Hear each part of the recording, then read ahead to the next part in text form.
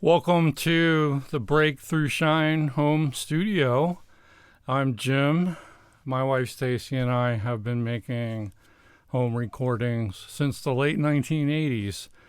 And in this video, I want to talk about how I was able to heal this ailing Sony MDMX4 Mark II minidisc 4-track recorder, which has been giving us some problems. This was our studio recorder for, roughly about 10 years, starting in the late 90's to sometime around 2009, give or take. And it replaced this machine, an old cassette 4-track. This was a Yamaha. The model number is MT120. That machine, by the way, no longer works, but that's a story for another day.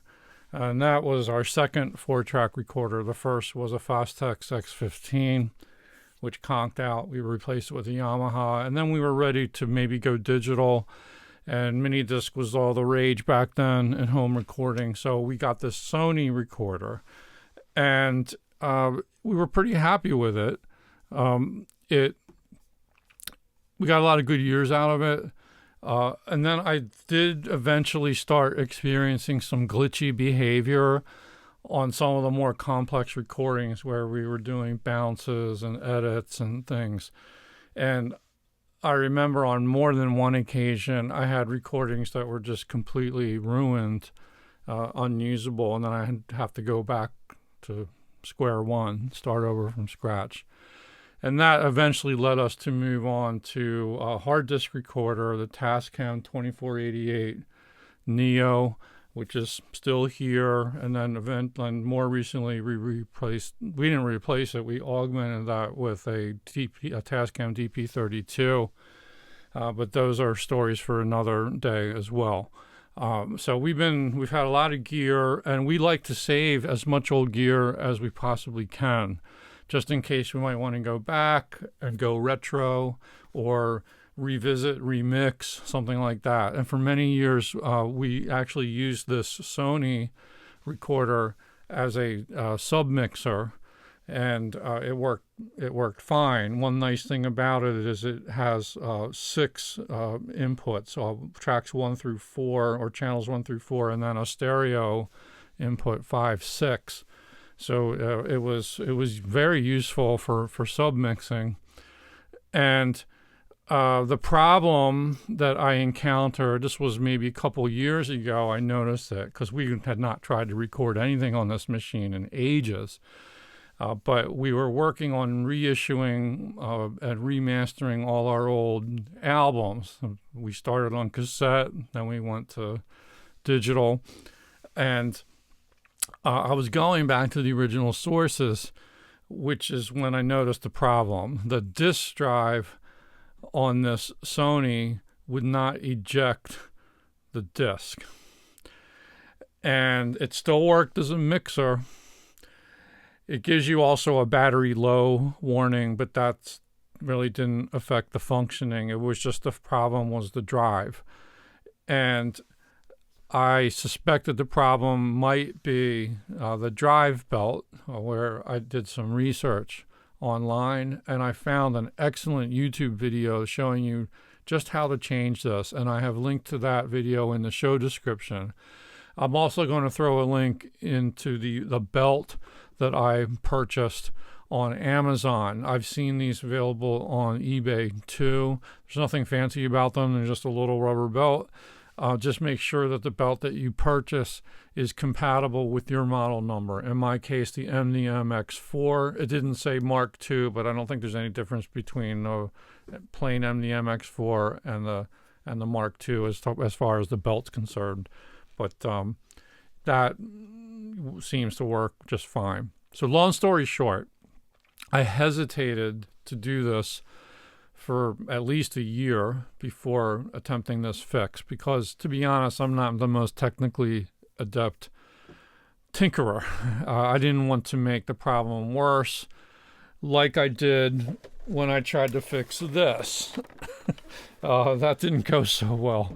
But Anyway, I finally got around to it, and I watched that video several times, and then I ordered the belt, and I did the change in one afternoon. It took actually less than an hour, and I think we're back in business. We'll test it and see.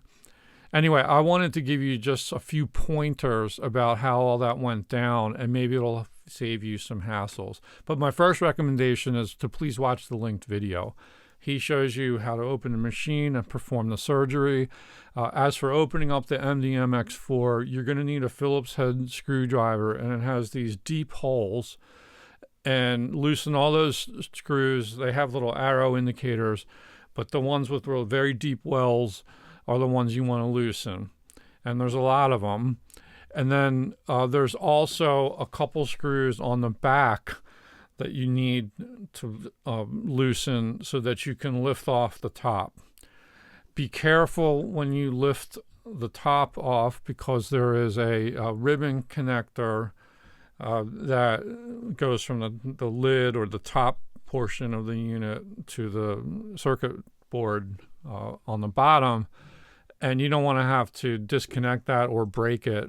So please be careful with that. What I did was I just put a couple pillows on the tabletop, and when I lifted the top off, I just rested it on those pillows, and it didn't put any strain at all on the connector. I was actually very surprised at how clean the inside was. It seemed to be dust free, everything in pretty good working order. I do now realize that I should have replaced the battery while I had it open, but go figure. That's not a huge deal, because I'm not going to be putting this into any kind of heavy use. And like I said, it'll just give you a low battery warning, but it won't stop the machine from functioning. At least I don't think so. Now for the hard part, threading the new belt onto the wheels. Well, first of all, you have to take the old belt off. Like, that was actually, initially it seemed pretty easy to access, and I noticed immediately the old belt was gummy and very stretched out. So it was, it needed to be replaced for sure. So I just snapped that off and I removed it. And then the hard part was putting the new belt on, because even though there's two wheels, a small wheel and a big wheel, and you have to kind of get it in the groove on each one. And I guess it's the bracket on top, it gets in the way a little bit. You can still access the belt, but it's not like a purely simple, like everything's just easy to reach. You put your fingers in there and do it. So it was a little tricky, but it really isn't that bad. Pro tip, use tweezers. So the belt I bought on Amazon came with these handy plastic tweezers. I really appreciate that. I also used a very tiny screwdriver, like very, very thin. You could use a toothpick even, to also have like your second hand go in there to help hold the belt as you pull the belt with the tweezers over the wheels. So it helped to guide that belt. And pro tip number 2 is to put the belt on the small wheel towards the inside of the drive first, and then pull outward over the larger wheel. I did it the other way, and it didn't work, so I really had trouble getting the belt on. But if you start on the inside and work to the outer edge, it went a lot faster. So like I said, what made it mildly difficult was the bracket got in the way a little bit, but that's what the tweezers are for. So just be patient with it. It's really not too much trouble at all. Even an idiot like myself can do it. So then you reassemble everything, tighten the screws on the back and on the bottom. Make sure you snap the top in securely, or else you're going to have some trouble with as the mini disc ejects, it might hit, it needs clearance in order to get out. So anyway, that's it. You tighten the screws, snap the thing in place, and tighten everything, and you're done. Now, let's see if it works. So we're going to put this to the test. We're going to turn on our machine.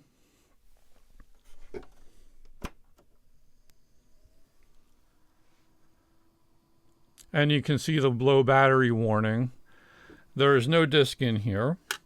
So I'm going to do a test with a vintage mini disc from November. This was from, I think it says November 2002. And these are just some studio tracks we were working on at the time. Now, there are two types of mini discs. There are stereo mini discs, and there are these data discs, the MDD. To do multi-tracking, this is a 4-track, you have to get the data discs. It will record to the 2-channel stereo mini discs too, but only in 2 channels. So you need these.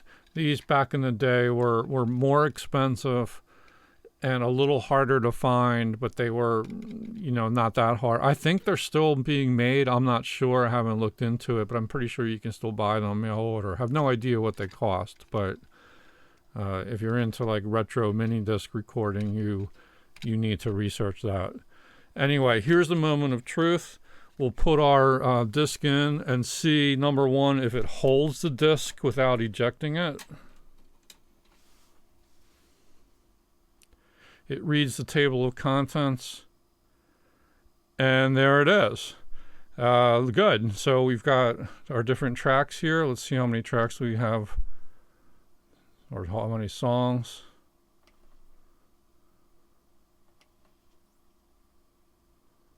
And you can title the songs on the mini disc using these buttons. And looks like we've got 8 songs. All right, let's try, let's see what happens when, first of all, before we test the sound, let's make sure the disc ejects. So I'll hit stop, and then we'll hit eject up here. It should pop out. Perfect, it worked, it came out. We have success. I'm so thrilled. All right, let's put the disc back in, and we'll play a little bit of some vintage 2002 music. Let's go to the track 3, Omnium, see what happens.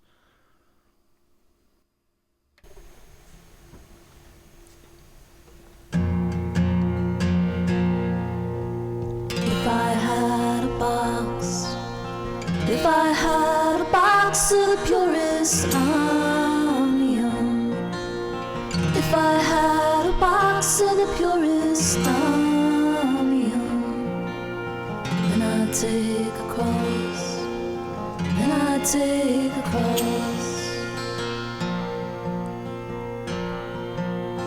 then I'd take a cross, all the bleeding hearts in all the world we've lost.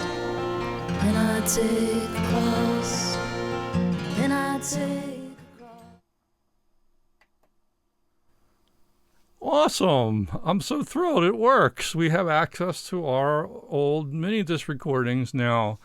I'm really thrilled, and all for the price of a little lowly belt, which was maybe what, $8-9, I think, and a screwdriver in business, tweezers, a toothpick. Anybody can really do that. So just remember, sometimes when an old piece of gear fails, it doesn't mean it's landfill fodder. With some correct diagnosis, some research, and some tender loving care and a lot of patience, you too might be able to revive your old equipment. Again, I've linked to the how-to video on a different channel. He shows you just how to go through all the steps and explains it and tests it and tells you a little bit about the mini disc machine. And that is in the show description. That'll give you the proper demonstration of just how to do it. But thanks for watching. If you got any questions or other pro tips, please put them in the show comments. Would appreciate that. I'm sure anyone who stumbles into this video will also appreciate your knowledge. Thanks again. Happy listening. Happy music making. Bye-bye.